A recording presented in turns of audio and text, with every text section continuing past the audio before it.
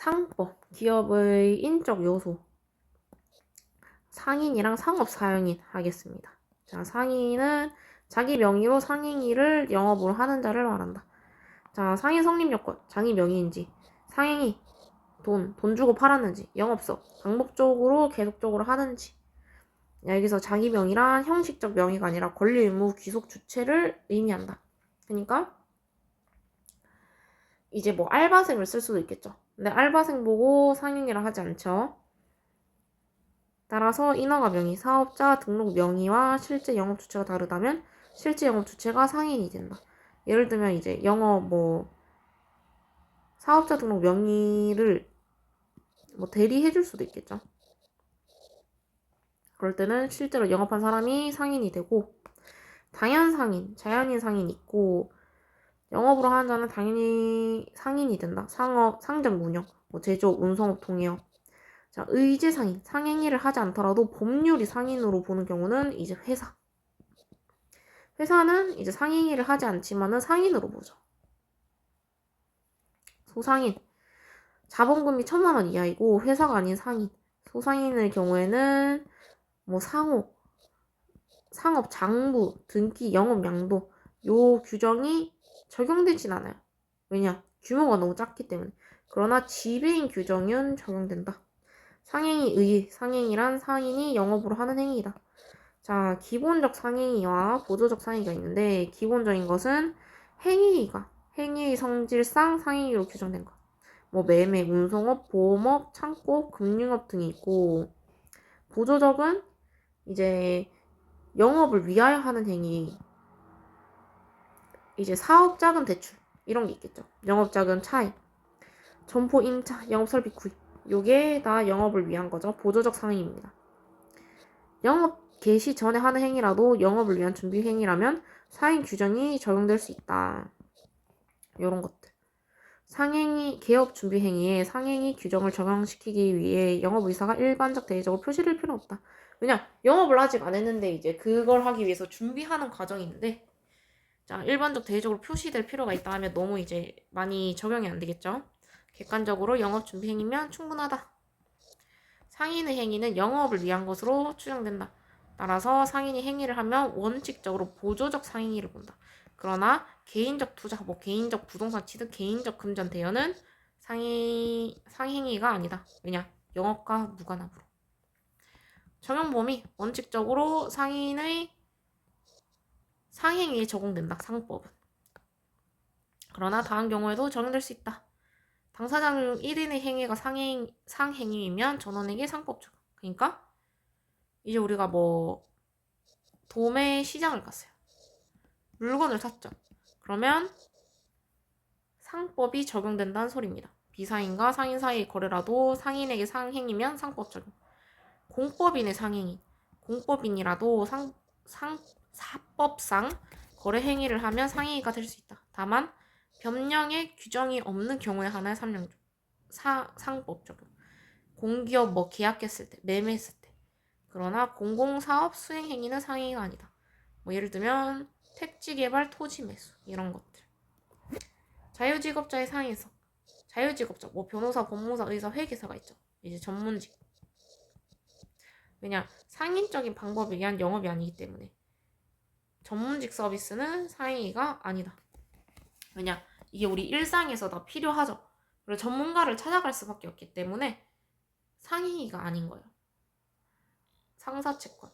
상행위로 인한 채권은 상사채권이 된다. 상사채권은 5년 소멸시효 적용되고 일반적 상행위도 포함, 보조적 상행위도 다 포함돼요. 자, 5년인 이유는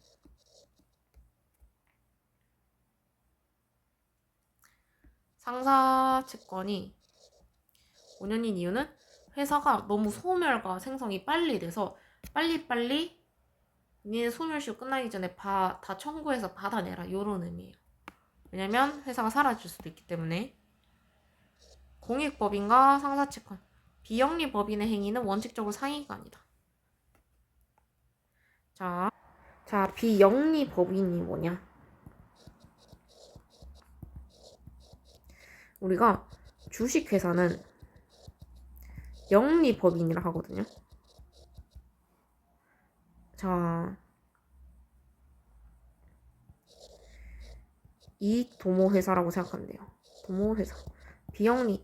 이익 주식 회사가 아니다. 뭐 사단법인. 올 재단법인. 얘랑 약간 요런 게 있고, 이제 이런 것들은 이제 뭐 국가에서 뭐 공익이나 뭐 복지를 위해서 뭐 설립하는 뭐 재단들이 있을 수도 있고, 물론 수익이나 이런 건 나겠지만,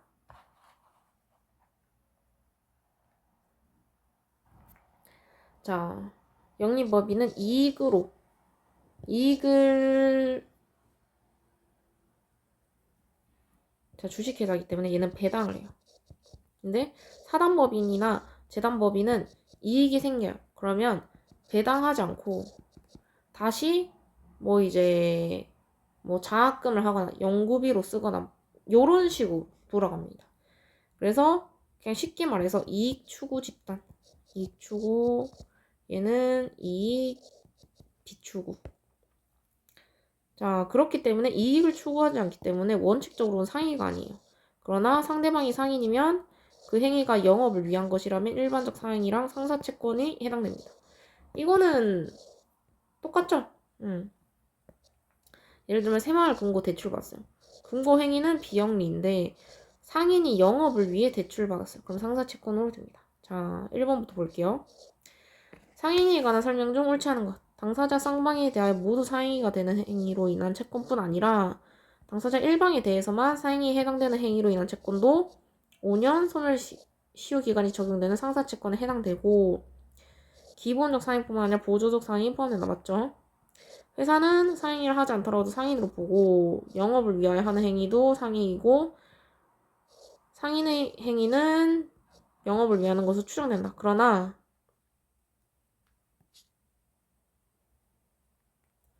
회사가 한 행위는 그 영업을 위하여 한 것으로 추정되고 회사가 그 영업을 위하여 하는 행위는 상행위로 보아야 한다. 맞죠?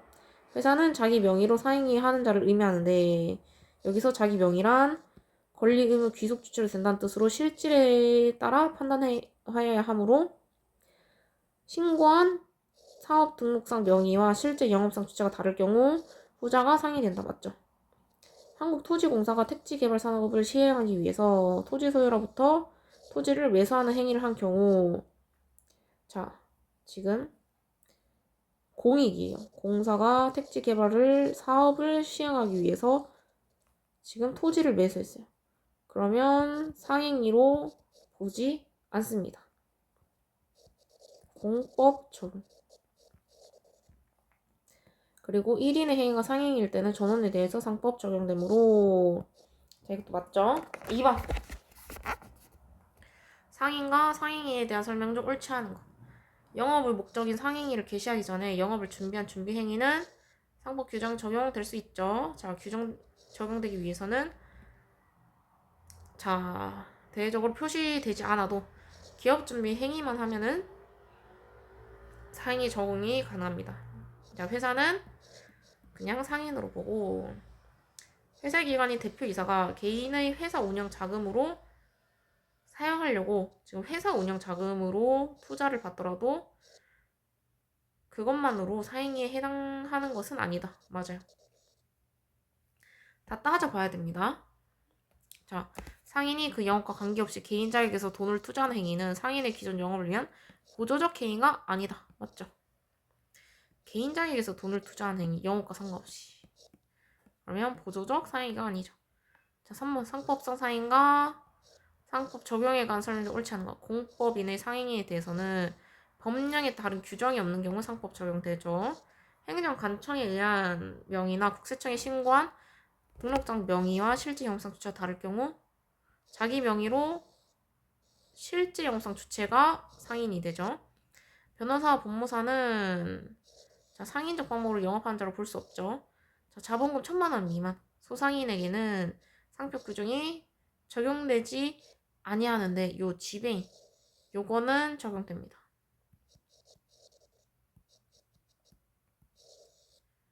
자, 그 다음 새마을금고가 금고의 회원에게 자금을 대출하는 행위는 일반적으로 영리를 목적으로 하는 행위라고 보기 어렵지만 대출을 받은 회원이 상인으로서 그 영업을 위해 대출받았다면 그 대출금 상사채권으로 포함한다. 맞죠? 자, 상업사용인. 자, 상업사용인이란 상인을 위하여 그 영업에 종사하면서 일정 범위의 대리권을 가지는 보조자를 말한다. 자, 뭐 지배인이 있고 표현 지배인이 있고 부분적 포괄도 있고 사용자가 있겠죠. 자, 그렇기 때문에 지배인까지는 소상인에게 상법 규정이 적용됩니다. 왜냐면 뭐 상호나 상업장부, 뭐 등기, 영업양도 요거는 너무 소상공인이기 때문에 이루어지지 않을 성이 많기 때문에 적용이 잘 안 돼요. 근데 아무리 작더라도 지배인은 둘 수 있겠죠. 그렇기 때문에 지배인은 상법 규정이 적용된다. 지배인은 영업죄를 가름하여 영업에 관한 재판상 재판의 모든 행위를 할 수 있는 상업사용인이다. 지배인은 영업죄를 가름하여 포괄적 대리권을 가진 상업사용인이다. 지배인 대리권 특징, 정형성, 법률이 범위를 정함, 획일성, 영업 종료와 관계없이 동일하다. 포괄성, 영업 전반 행위 가능. 자, 영업의 관련성 판단 기준. 지배인의 행위가 영업에 관한 행위인지 여부는 지배인의 주관적 의사 관계없이 행위의 객관적 성질 기준으로 판단한다. 자, 지배인의 대리권 제한. 지배인의 대리권은 내부적으로 제한이 가능하다. 그러나 선의 제3자에게 대항하지 못한다. 제3자가 제한 사실을 알았거나 중단 과실을 알지 못한 경우 본인은 대항 가능. 그러니까 이게 무슨 소리냐? 지배인은 포괄적으로 대리할 수 있댔잖아요. 근데 내부적으로 이제 제한을 한 거야. 너는 뭐 딴 사람이랑 뭐 거래 체결 못해 이렇게 제한을 걸었는데 제3자가 그 사실을 알면서도 계약 체결을 했어요. 근데 나랑 계약하면은 이거 보장 못 받을 수 있다. 근데 괜찮냐 했을 때 오케이 알겠다 하면은 이제 지배인은 책임이 없다. 이렇게 나오는 거죠. 공동 지배인. 상인은 수인의 지배인에게 공동으로 대리권을 행사하게 할 수 있다. 자, 그래서 이제 본점이 있고 지점이 나오는 겁니다. 대리권은 공동으로 행사해야 된다. 또한 공동 지배인은 등기 사항이다. 자, 당연히 등기 해줘야겠죠. 그래야 법적 효력이 생기기 때문에. 자, 지배인이 본인의 이익이나 의사에 반하여 자기 또는 제3자 이익을 도모할 목적으로 권한을 행사했다. 원칙적으로 본인에게 효력이 발생해요. 그러나 상대방이 이를 알았거나 알 수 있었을 때는 민법 107조 단수 유추 적용해서 본인 책임을 부정시킵니다. 자, 이게 무슨 소리냐?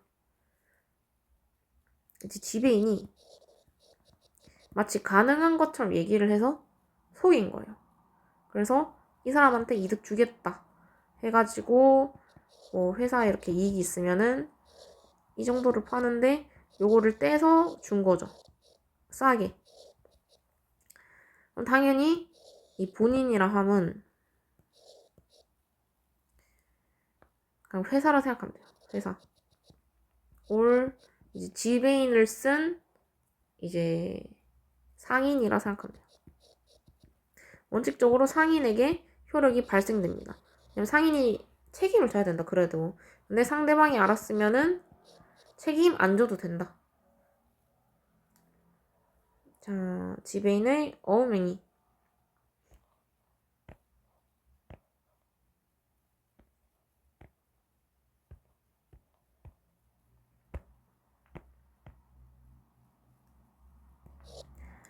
지배인이 내부적인 대리권은 제한을 위반하여 어음행위를 한 경우 대항할 수 없는 제3자는 직접 취득자랑 전득자 모두 포함된다. 자, 지배인의 내부적 대리권 제한을 위반한 어음행위에 대하여 그 제한에 대항할 수 없는 제3자에는 직접 취득자뿐 아니라 전득자도 포함된다.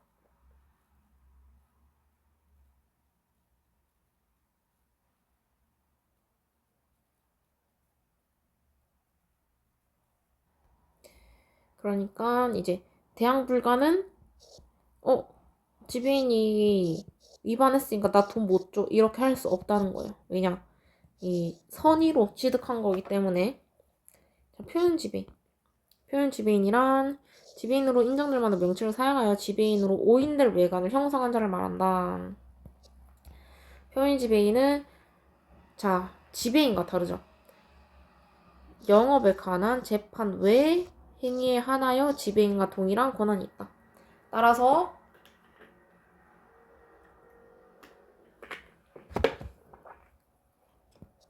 소송 행위는 포함되지 않는다.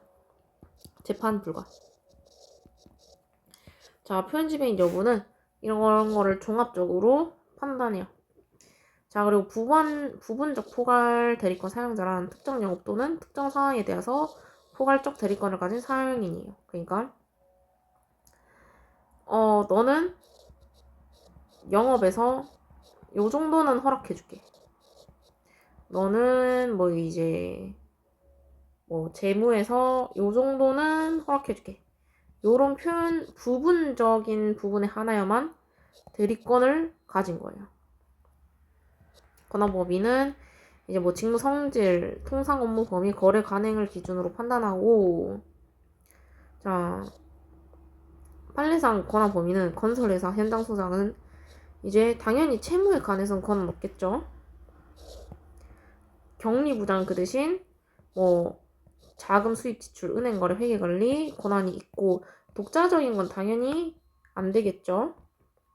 권한 범위를 벗어난 행위, 부분적 포괄 대리권 사용이니 권한 범위를 벗어난 행위를 한 경우 본인이 책임을 지기 위해서는 민법 표현들이 요건이 충족돼야 된다. 그러니까 즉 상대방에게 권한이 있다고 믿을 만한 이유가 필요하다. 권한 남용, 부분적 포괄 대리권 사용이니 권한 범위 내 행위를 하였지만 자 이익에 반하여 또는 자기 또는 제3자 이익을 위하여 권한을 행사한 경우 원칙적으로 본인에게 효력 발생하지만 이건 다 똑같습니다. 상대방이 이를 알았거나 알 수 있었을 때는 효력이 없다. 왜냐하면 그 둘이 같이 속여서 한 거니까. 자, 기관과 사용인의 경위. 회사 기관이라 하더라도 사용인을 경위하는 것이 가능하다. 상무이사. 자, 그 대신 그 뭐 만약에 이사 같은 경우는 이제 3분의 2 이상 아니지. 과반수 동의가 필요하겠죠. 자, 요거 한번 읽어보면 되고 1번 지배인의 대리권에 관한 설명 중 옳지 않은 것은 지배인은 영업활동을 보장한 대리지만 영업주의 대리적인 영업거래 하나요 포괄적인 것을 가짐으로 지배인과 대리권의 제한 규정에 위반한 지배인과 거래한 상대방은 과실이 있더라도 중과실이 아니란 보호를 한다. 맞죠? 지배인은 영업주에 가름하여 모든 행위를 할 수 있는데 영업에 관한 행위란 영업의 목적이 되는 행위뿐 아니라 직간접 필요한 행위 모두 의미한다. 맞죠? 지배인은 어떤 행위가 영업주의 영업에 관한 것인지 여부는 행위 당시 주관적 의사와 관계없이 그 행위의 객관적 성질에 따라 추상적으로 판단돼야 되죠.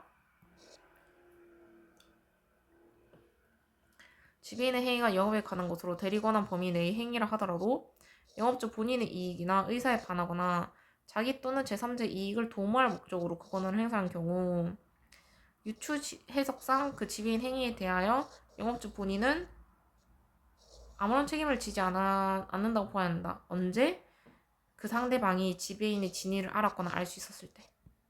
하지만 이걸 모르면 책임을 져야 합니다. 맞고 지배인이 내부적인 대리 제한 규정에 위배하여 어음 발행한 경우라면 대리권 제한에 대항할 수 있는 제3자 범위는 그 지배인으로부터 직접 어음을 취득한 상대방에 한한다. 아니죠.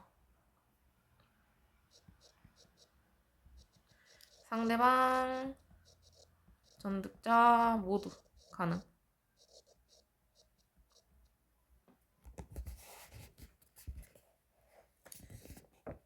모두 가능하고 대항할 수 없습니다. 대항 불가. 그 대신 만약에 뭐 알았으면은 바뀌겠죠. 2번.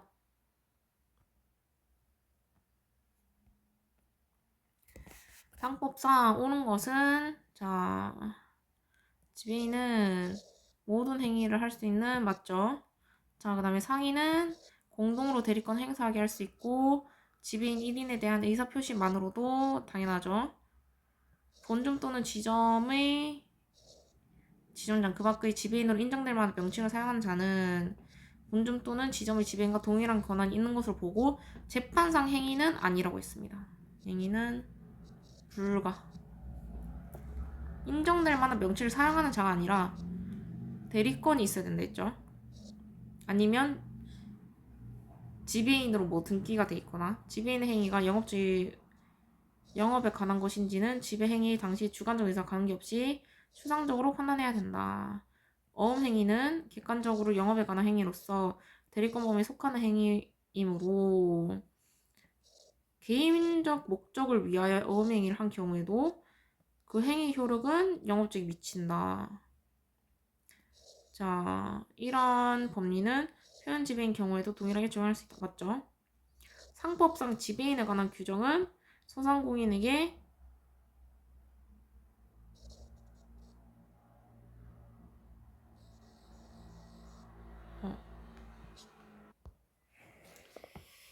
이게 중간에 잘못 듣는데 소상인은 지배인에 대한 규정이 적용되지 않고 영업 양도 규정만 적용돼요. 그래서 아까 위에 문제도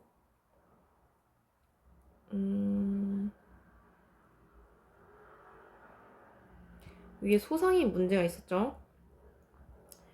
그거는 이제 영업 양도는 적용되는데 나머지가 틀려서 틀린 거예요. 자, 적용 안 되는 거 맞고 기억니은 리을 미음입니다. 지배인에 관한 설명을 옳지 않은 것. 지배인의 행위가 영업주의 영업에 관한 행위로 판단된 경우 지배인이 영업주가 정한 대리권에 관한 제한 규정에 위반하여 한 행위에 관해서는 대리권 제한 사실을 알고 있었던 경우뿐만 아니라 알지 못한 데 중대한 과실이 있는 경우에는 영업주는 그러한 사유를 들어 상대방에게 대항할 수 있고 이러한 제3자의 악의 또는 중대한 과실에 대한 입증 책임은 영업주가 부담한다. 맞죠? 지배인은 영업주에 가름하여 그 영업에 관한 재판상 또는 재판의 모든 행위를 할 수 있고 지배인의 대리권에 대한 제한은 선의의 제3자에게 대행하지 못하며 여기서 지배인은 어떤 행위가 영업주의 영업에 관한 것인지의 여부는 지배인 행위 당시 주관적 의사뿐 아니라 객관적 성질을 함께 고려해 판단해야 된다.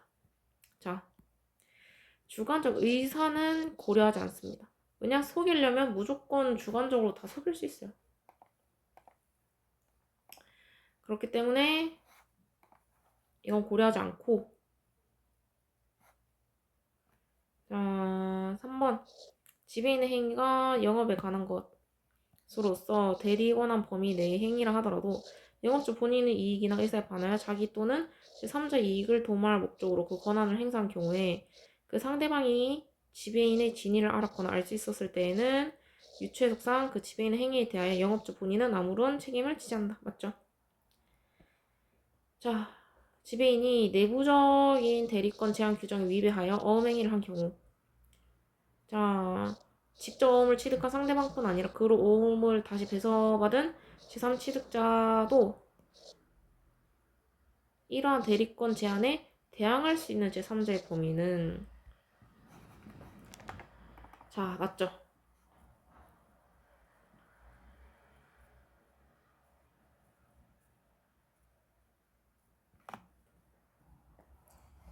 자,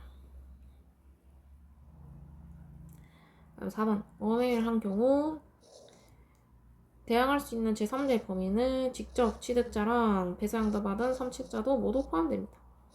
부분적 포괄 대리권을 가진 사용인의 경우에는 표현 지배인에 관한 상법 제14조의 규정이 유추 적용되지 않는다.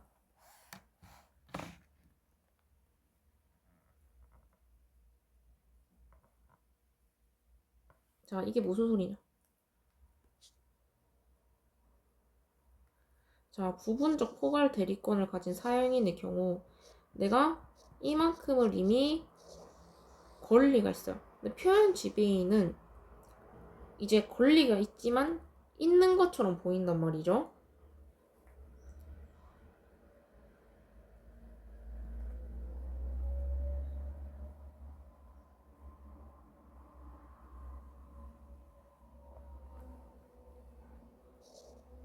근데 이게 왜 유추에 적용을 되지 않는다. 표현 지배인 같은 경우는 이 지배를 사용함으로 인해서 이 권리가 없는데 있는 것처럼 이제 속여서 하는 거예요. 상대방 신뢰를 이용해서. 근데 얘는 이미 권리에 대한 충분한 권한이 있죠. 근데 상법 14조 규정은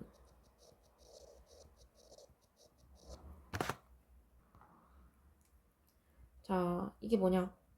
상대방을 보호시켜주는 거거든요. 근데 표현 지배인에 대해서 이제 보호할 범위는 굉장히 넓어요. 그렇기 때문에 얘는 이 권한밖에 없는데 다른 것까지 이제 보호해주는 건 너무 과도하다 해서 유추 적용되지 않습니다. 5번은 맞고, 자, 부분적 포괄 대리권을 가진 사용인에 대한 설명도 옳지 않은 거. 일반적인 건설회사 소장에게는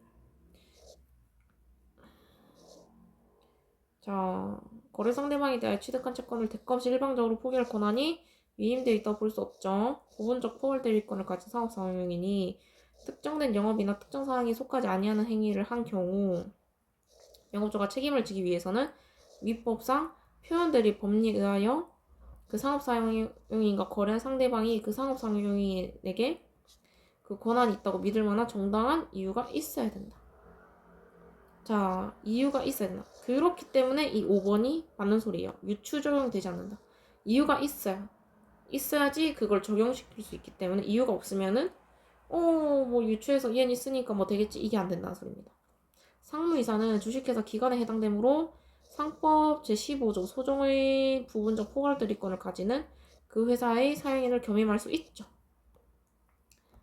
있다. 이것도 이사의 그 소집 통해서 허락받으면 돼요. 4번 일반적으로 주식회사의 격리부장은 격리사무 일체간에 위임받은 것으로 봄이 타당하고 특별한 사정이 없는 한 독자적인 자금 차용은 회사로부터 위임되어 있지 않았다고 보아야 할 것이므로 격리부장에게 자금 차용에 관한 상법을 제15조의 부분적 포괄 대리권이 있다고 할 수 없다. 맞죠? 부분적 포괄 대리권을 가진 상업사용인이 그 범위 내에서 한 행위는 설사 상업사용인이 영업주 본인의 이익이나 의사에 반하여 자기 이익을 도모할 목적으로 권한을 남용할 것이라도 일단은 유효하나 행위의 상대방이 상업사용인의 진을 알았거나 알 수 있었을 때에는 단서 유추 해석상 영업주 본인에 대하여 무효가 된다. 이것도 맞습니다. 5번 상법상 상업사용인에 관한 설명. 지배인은 영업주를 가름하여 자, 모든 행위 할 수 있다. 맞죠? 지배인은 그렇기 때문에 지배인은 등기해야 돼요. 왜냐면 재판상 행위를 하기 위해서. 지배인이 영업주가 정한 대리권에 관한 제한 규정에 위반한 행위를 한 때에는 제3자가 위 대리권 제한의 사실을 알고 있었던 경우뿐 아니라 알지 못한 데 중단 과실이 있는 경우에는 영업주는 그러한 사실을 들어 대항할 수 있다. 맞죠? 사용인은 수인의 지배자에게 공동으로 대리권을 행사할 수 있는데 이는 등기사항에 해당되죠. 공동으로 하려면 등기 다 해야 됩니다. 표현 지배인은 본점 또는 지점의 본부장 그 밖에 지배인으로 인정될 만한 명칭을 사용하는 자를 말하므로 지점 차장이라는 명칭을 사용하는 자는 표현 지배인이라고 볼 수 없다. 차장은 이제 지점장 밑이니까 그렇게 그냥 이거는 직함이지 표현 대리인이라고 할 만한 건 아니다. 요 소리입니다. 부분적 포괄 대리권을 가진 상업사용인이 특정된 영업이나 특정된 사항에 속하지 아니한 행위를 한 경우 영업주가 책임을 지기 위해서는 민법상의 표현 대리 법리에 의하여 그 상업사용인과 거래한 상대방이 그 상업사용인에게 그 권한이 믿을 만한 정당한 이유가 있어야 된다. 맞죠? 자, 기업의 인적 요소 했습니다.